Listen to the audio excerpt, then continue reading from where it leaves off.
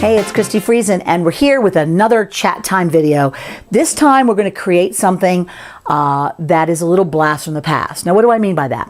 When you think of the past, nostalgia, oftentimes what conjures in your brain is the things you did in your childhood. Maybe special toys or some wonderful food or a vacation you took. So as I started to mull those ideas over, thinking about what would be a nice nostalgic project to kind of create this month, I thought about those times you go down to the beach and all the fun things that are there, beach combing, etc., all that. But there's always that little fish shack that has like ridiculously delicious things for very cheap. So I've kind of gone back in time to my own little childhood time frame, and we've made a little fish shack sign. It's just for fun and something that if you have any kind of nautical theme area in your house, in your bathroom or whatever, might be a fun little added bit of decor. But anyway, here is the Fish Cakes Snack Shack sign. Enjoy. Okay, so we're going to make a driftwood blend out of our polymer clay, and I've got white, I've got an ecru tan color, a brown, and granite. And I'm going to mix these together to create a driftwood piece. Now, I tend not to do a lot of preconditioning, mostly because the clay that I'm using is usually very fresh and doesn't really need much. But also, when there's different textures to the clay, you get more interesting blends that way, because some are very stretchy and some are not, and so then they crackle differently. And because I'm not doing canes per se, the strength doesn't ever seem to be compromised for the end result. All right, so I've got brown here. I'm just sticking it on the ecru, putting some white in there. Maybe we'll put the gray. I'm making a sandwich here, yummy, of different colors so that I can get the maximum amount of blend. And you notice I've got a lot of white in here because driftwood oftentimes is that lovely gray color. And that's sort of what I'm going for here. All right, so I've got the little sandwich here. I'm going to run that through my pasta machine, set on the second largest setting, widest setting. And when you cut that in half, you'll see that there's some nice stripes inside. That's what I'm going for. I also like to stack these things kind of rough and random here. This is very sticky clay today, because when you rip it and smush it by hand, more so than using the pasta machine, you're going to get more interesting blends because you don't have like a little pinstripe thing going on. All of the layers are not exactly the same thickness, and that's important because you aren't trying to make, you know, wallpaper. You're trying to make the look of driftwood with the weathered pattern. So I'm just stacking this all up. And you see how crazy I'm getting with this.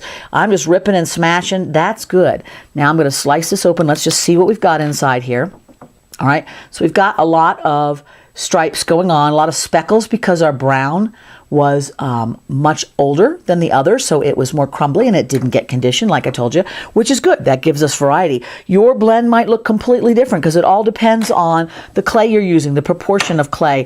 If you've decided you'd like much more brown driftwood, then you're going to put more brown in it. If you want yours to be more gray, then you could use a little bit of black or something like that in there.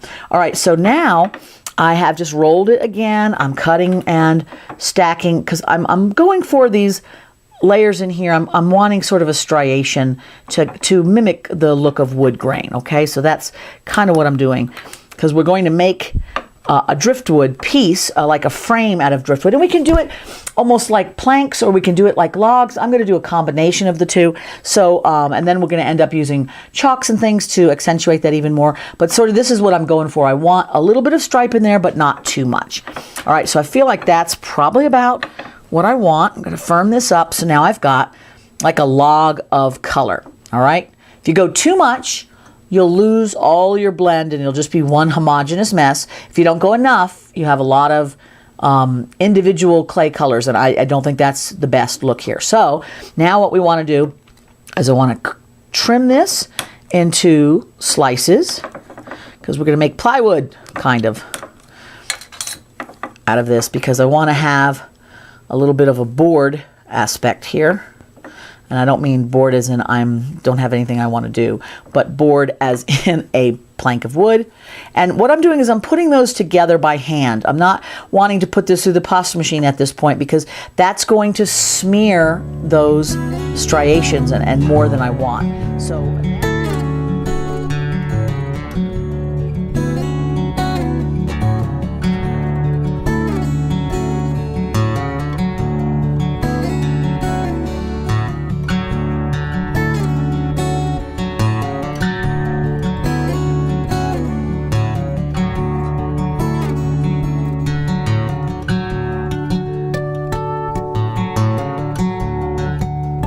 Okay, so now you see what we've got, right?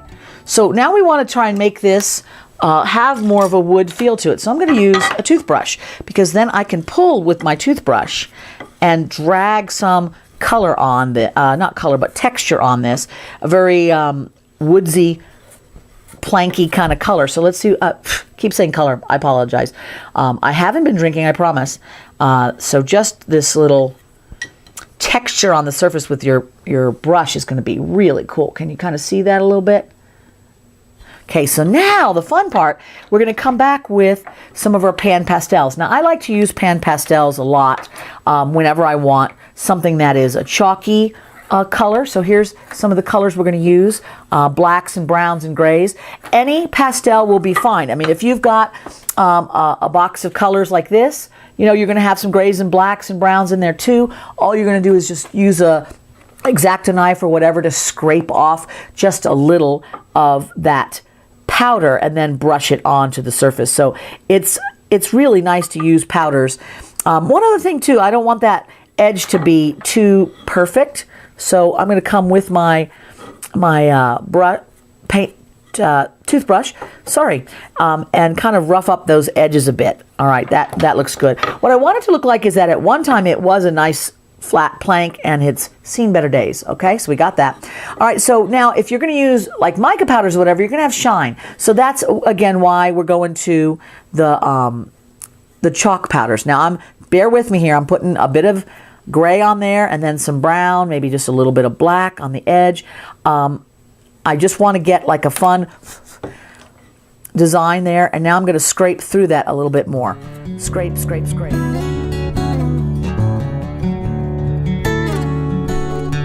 Now I'm going to go back with my powders and add just strategically more here and there. But before we do that, let's get a little bit more texture to the wood. So I'm going to use this tool here and just start dragging in a couple more lines. See what I'm doing there? I think you can see that. I'm bringing in some wood lines. I can even make sort of like a knot if I want to. And just bring them in a little bit deeper so that we're creating some contrast there, okay?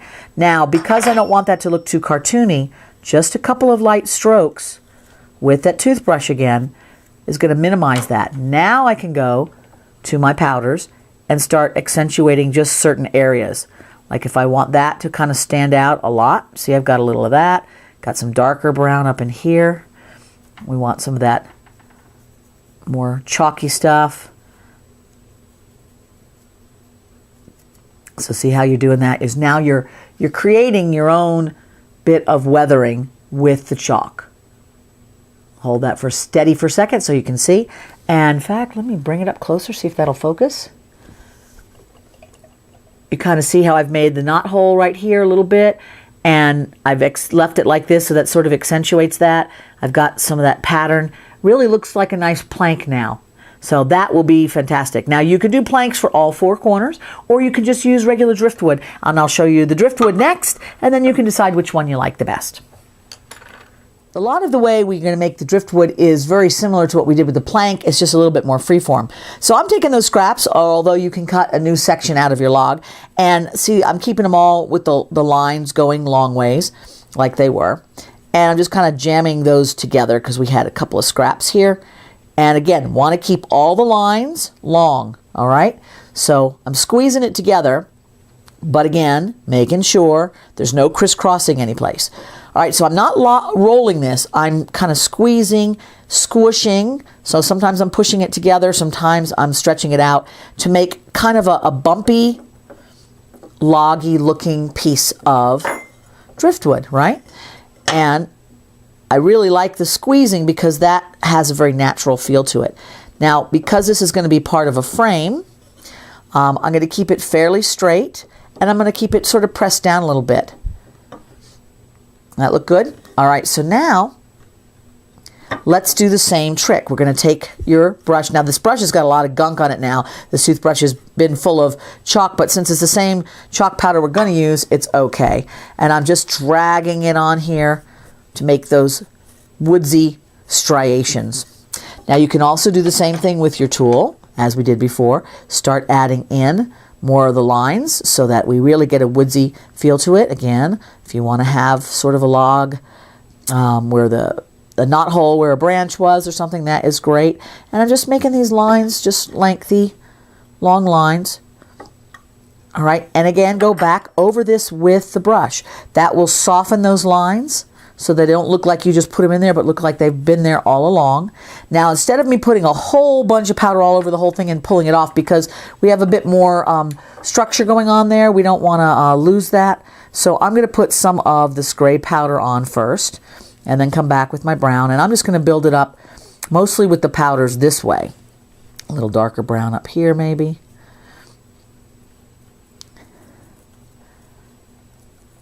And then I can use my brush one more time if I want. Be gentle though, because we don't want to get it too crazy. And I will use a little tape to get rid of maybe if there's excess here or there. Contrast is always a good thing.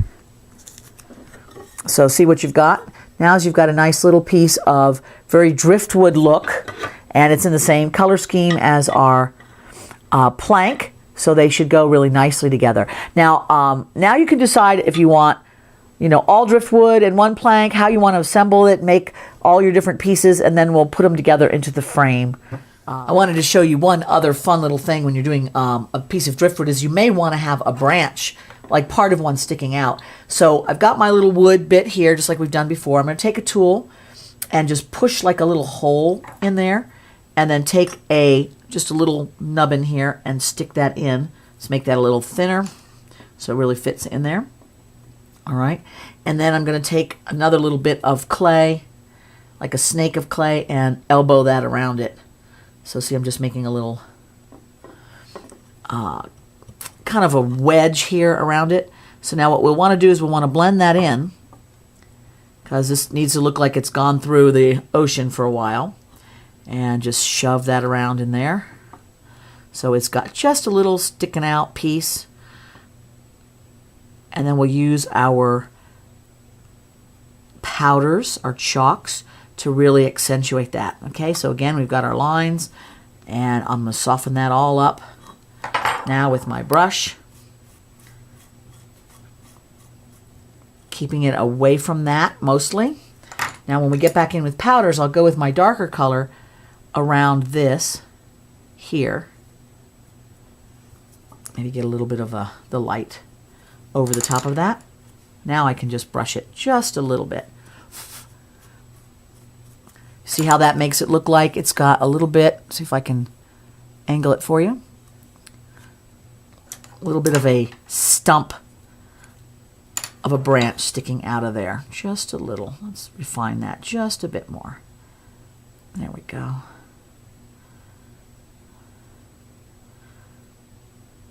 Don't leave any of that clay, like if it balls up, sticking out. You don't want to do that.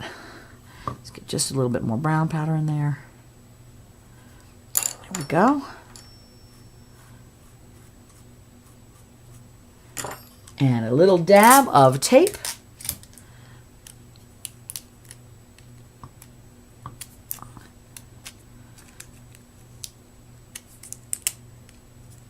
There you go.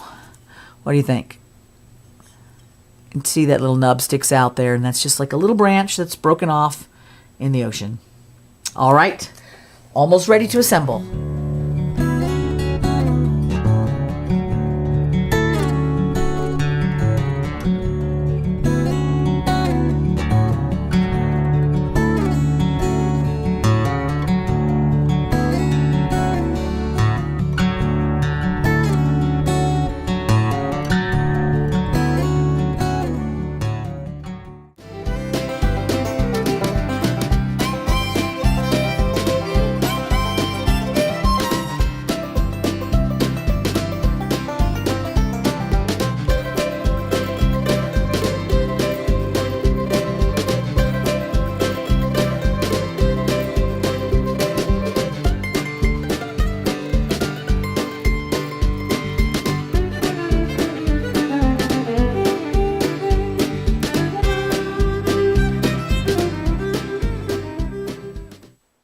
So now let's just take some more of that clay and flatten it out by hand with the roller to make a sheet big enough to cut a fish out of. Fish pattern is very simple, just a little goldfish, and it's going to fit inside the frame.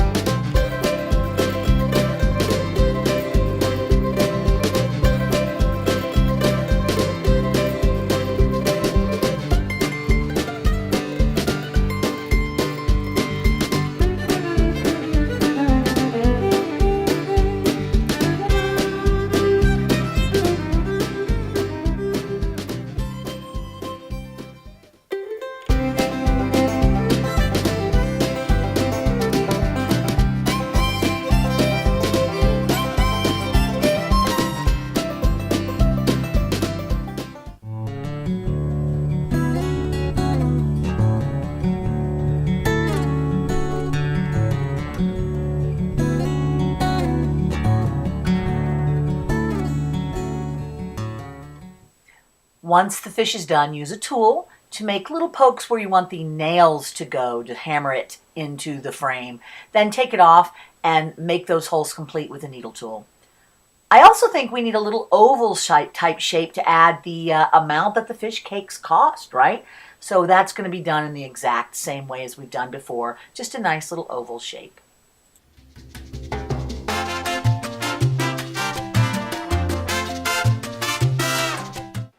It's time to bake. Both the fish and the oval need to be baked just long enough to make them firm so that they can be added to the frame.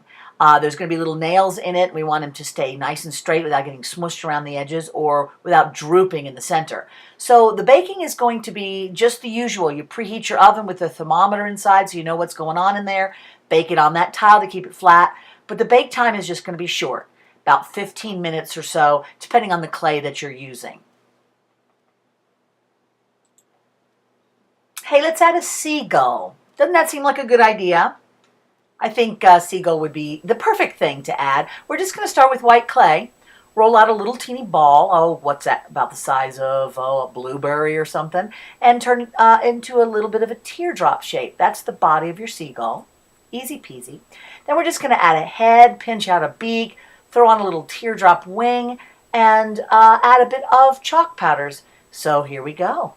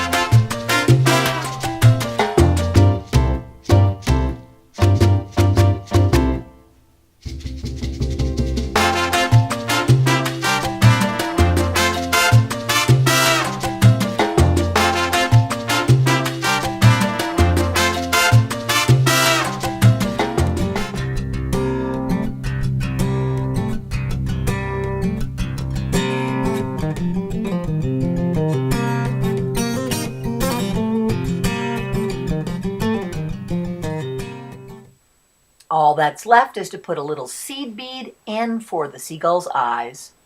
Just press that in there. And he's done.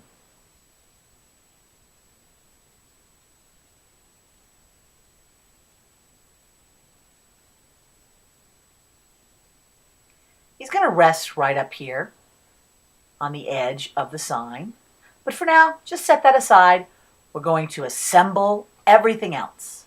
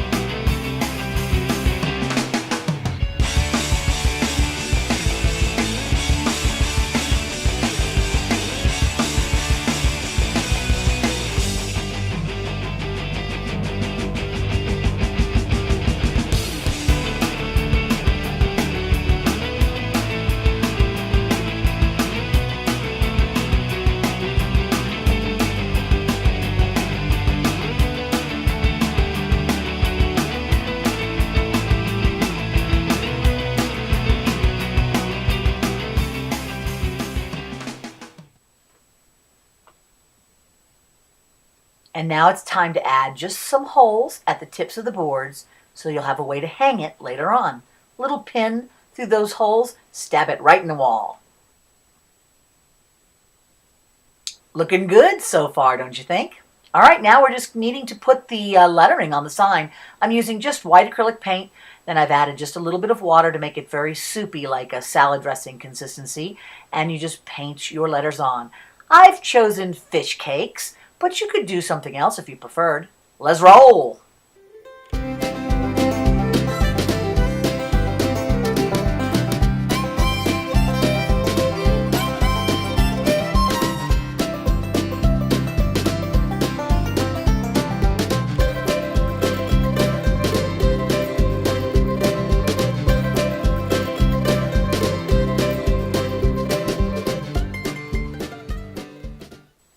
All right, looking good, right? If that seagull has been sitting there for any length of time, there's going to be signs of his presence. Just a couple little bits of white paint for seagull droppings, and you've got yourself an authentic looking sign. And it's done. But now it needs to be baked. So let's do the final baking. You're going to preheat that oven just like you've done before, and you're going to bake this on the tile. Put a little bit of tissue underneath the fish sign to hold that still and flat, and bake for the full baking time according to the directions on the package of clay you're using. And that's it. Pretty fun, right? I really don't know if fish cakes are good or not, but I'm just going to assume that since the word cake is in them, they probably are. I hope you had fun making it. I'll see you next time. Bye.